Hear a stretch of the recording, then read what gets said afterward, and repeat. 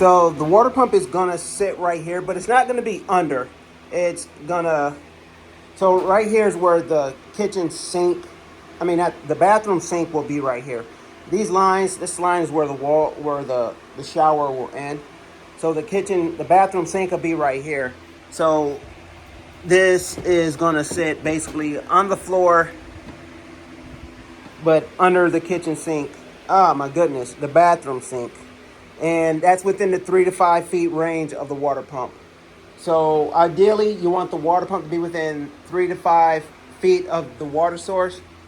I just looked it up and looked at Seaflo because the water pumps are designed to push the water, but it struggles with pulling the water. So that's within the, I think that's 4 feet or 4.5 out. So that's within the ideal range. So make sure, we'll have good water pressure and then that it's not struggling to pull. So that's where that's going to be. Now I'm going to work on running the, just starting the line out.